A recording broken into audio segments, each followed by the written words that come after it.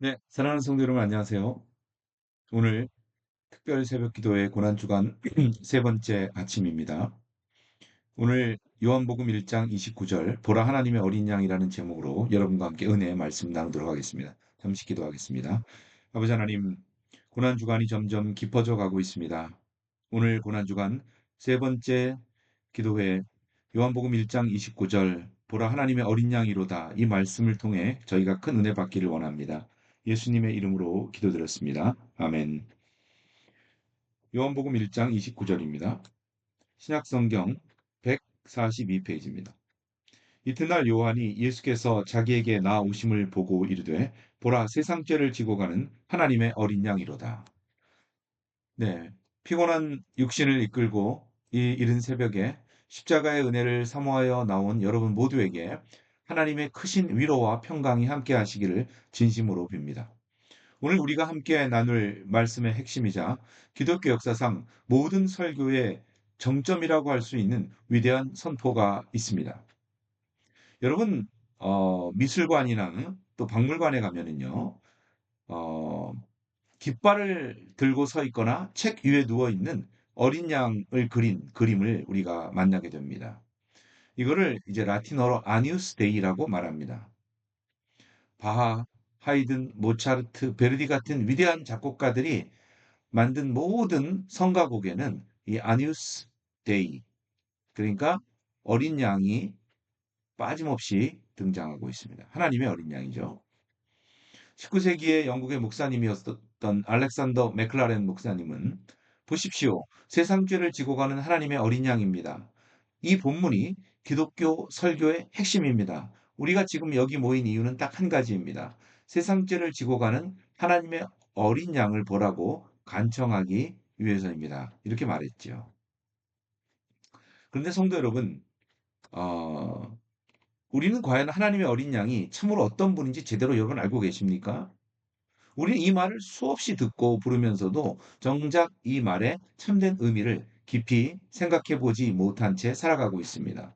성화에 나오는 예수님을 그저 온화하고 유순하며 얌전한 어린 양으로만 상상하게 만들었습니다. 세상의 폭력 앞에 속수무책으로 당하기만 하는 감상적이고 애처로운 이미지만을 떠올리는 것입니다. 게다가 현대인들은 성경 지식이 부족해서 하나님의 어린 양이라는 말을 들어도 특별히 생각나는 이미지가 없는 영적인 빈곤에 처해 있는 것입니다. 그러나 2000년 전에 신약 시대 사람들에게 하나님의 어린 양은 굉장한 의미가 있었습니다. 세례 요한이 보라 세상 죄를 지고 가는 하나님의 어린 양이로다라고 외쳤을 때에 2000년 전에 이 말씀을 들은 사람들의 머리와 가슴 속에는 지금 우리가 상상하는 것과는 완전히 다른 대단히 강력하고 생생한 네 가지 이미지가 번개처럼 머리를 스쳐 갔을 것입니다. 오늘 이 시간 우리는 먼저 1세기 성도님들의 눈을 빌어서 그 어, 네 가지 어린 양의 진면목을 한번 파헤쳐 보고자 합니다. 첫 번째, 2000년 전의 신자들에게 어린 양이라고 하는 것은 모든 원수를 짓밟고 승리하는 정복자 어린 양을 이야기합니다.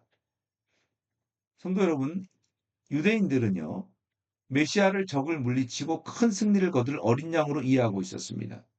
그 당시에 유대의 묵시문학인 에녹서를 보면은요, 야수들에게 죽임당할 위기에 처해 있는 양떼 가운데에서 한 새끼 양에게 뿔이 나기 시작합니다. 성경에서 뿔은 권력과 통치와 힘을 상징합니다.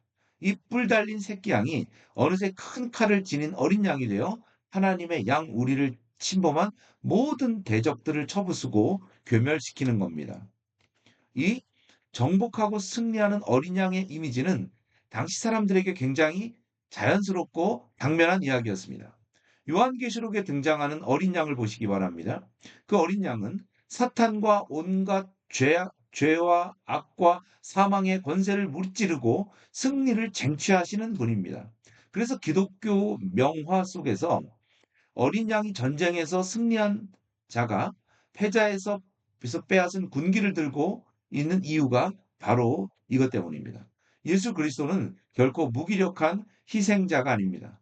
그분은 사망의 권세를 깨뜨리시고 승리의 깃발을 빼앗으신 만왕의 왕이신 것입니다. 두 번째, 어린 양은 피 흘려 죽임당한 속죄 제물이었습니다. 요한계시록에 나오는 승리한 어린 양에게는 동시에 깊은 상처가 있었습니다. 즉 살육당한 표식입니다. 히브리서 9장 22절 말씀에 피 흘림이 없이는 죄사함이 없느니라 라고 분명히 선언하고 있습니다. 이스라엘 백성들은 장장 1000년이 넘는 세월 동안에 제단과 땅과 언약궤 덮개에 피를 뿌렸습니다. 그래서 특별히 성전에서는 1년 내내 아침 저녁으로 어린 양을 잡아서 제물로 드렸습니다. 오늘날 우리에게 어떤 광고가 굉장히 친숙하듯이 예수님 시대의 사람들에게 속죄 제물로 죽임을 당하는 어린 양은 뼛속까지 익숙하고 강렬한 이미지였다는 겁니다. 그들은 세례 요한의 선포를 듣자마자 나사렛 예수 그리스도가 바로 자신들의 끔찍한 죄악을 대신하여 짊어지고 피 흘려 죽을 최후의 속죄 제물이라는 사실을 직감하며 전율했을 것이다 하는 겁니다. 세 번째는 그분은 우리를 죽음에서 건져내는 유월절 어린 양이십니다. 과거 이집트에서 노예 생활을 하다가 어느 날 밤에 홍해를 건너 이제 출애굽에서 나오게 된 애굽에서 나오게 된 이스라엘 백성들의 그 긴박했던 밤을 한번 생각해 볼까요? 곧 자유가 저희에게 주어질 것이다라고 하는 벅찬 기대와 죽음의 천사가 지나간다는 극도의 공포가 교차하고 있었습니다. 그 밤 날이 밝기를 기다리던 그들을 죽음의 천사로부터 보호해 준 것이 무엇이었죠? 바로 문설주에 바른 어린 양의 피였습니다. 출애굽기 12장의 말씀처럼 파괴자는 어린 양의 피를 볼 때에 그 집을 치지 못하고 그냥 지나간 겁니다. 세례 요한의 외침을 들은 무리 중에 이 유월절 어린 양이 구원을 위한 희생 제물이라는 사실을 모르는 사람은 단 한 사람도 없었습니다. 바울 사도 역시 고린도전서 5장 7절에서 우리들의 유월절 어린 양이신 그리스도께서 죽으셨다라고 분명히 증거합니다. 예수 그리스도의 붉은 피가 우리 영혼의 문설주에 묻어 있기를 바랍니다. 심판의 천사가 우리를 건너뛰는 줄 믿으시기 바랍니다.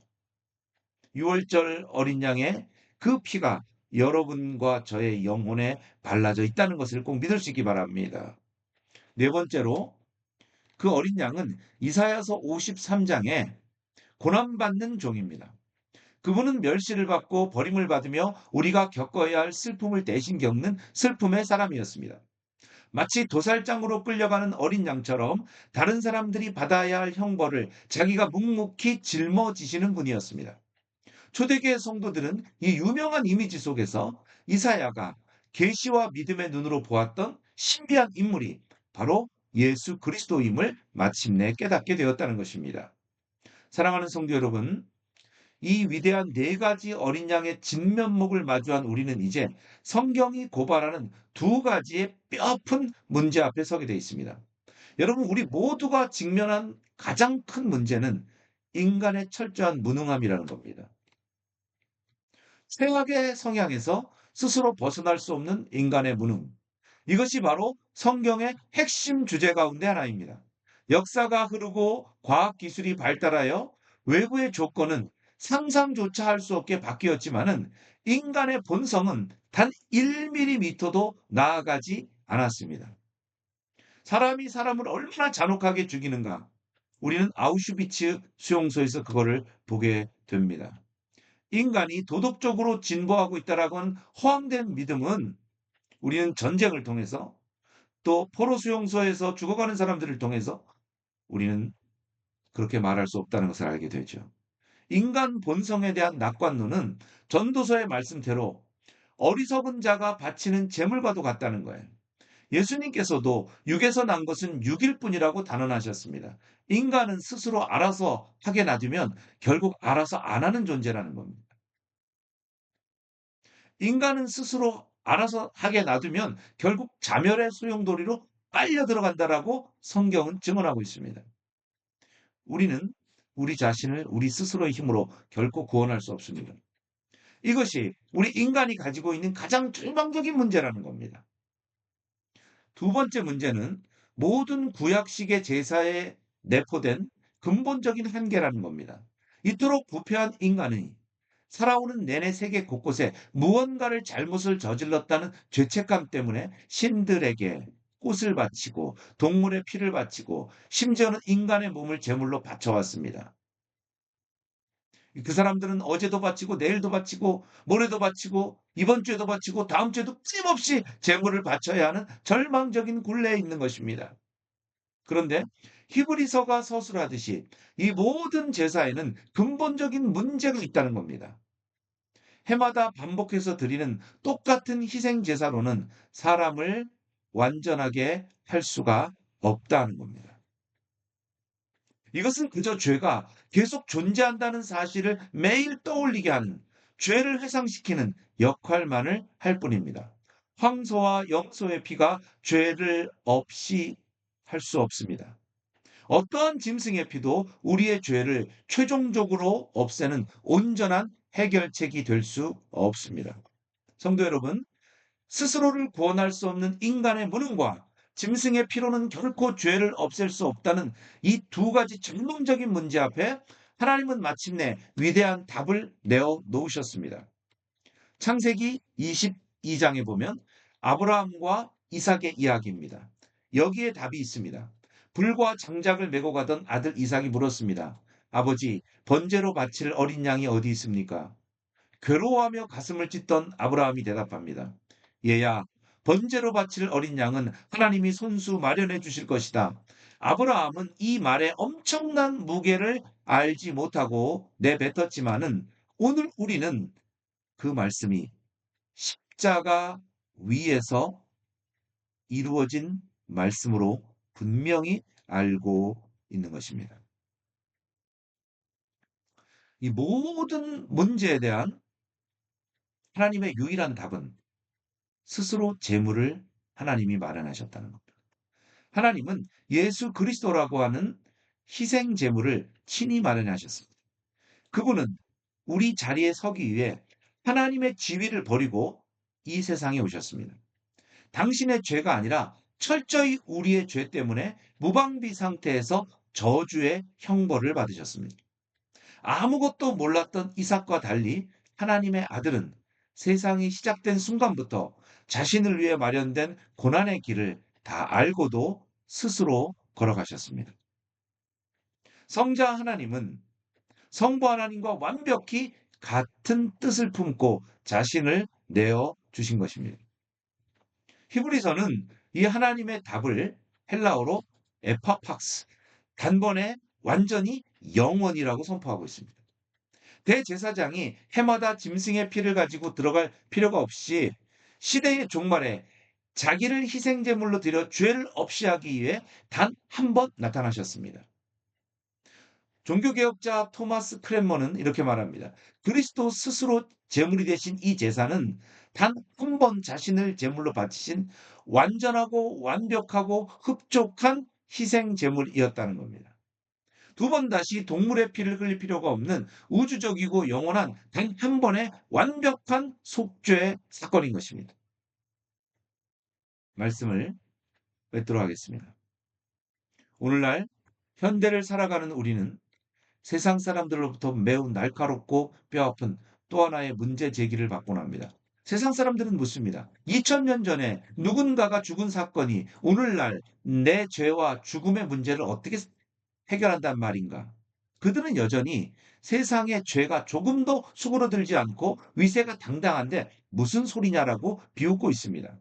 그러면서 목사들의 끔찍한 성적인 타락, 교회의 노골적인 차별과 파벌 싸움, 교회 다니는 사람들의 도덕적인 타락과 위선을 보라고 조롱하고 있습니다. 성도 여러분, 우리는 세상 사람들의 이러한 문제 제기 앞에 정직하게 우리의 죄악을 인정하고 뼈를 깎는 심정으로 회개해야 합니다. 우리는 그리스도가 치르신 희생 제사의 효력을 우리가 알량한 행실로 결코 증명해낼 수 없다는 것을 알아야 합니다. 여전히 활개를 치는 악에 관해 묻는 세상 사람들에게 만족할 만한 논리적인 답을 우리는 우리의 입술로 줄 수 없습니다. 그러나 여러분, 도저히 풀리지 않을 것 같은 이 마지막 문제 앞에서 하나님은 동일한 답을 주고 계십니다. 하나님은 우리에게 논리적인 정답을 주지 않으셨습니다. 대신에 하나님의 아들을 주셨습니다. 인간의 실패와 교회의 끊임없는 연약함 속에서도 창조주 하나님께서 완전히 새롭게 재창조된 세상을 굳게 붙들 수 있는 유일한 근거는 바로 예수 그리스도 한 분뿐이십니다.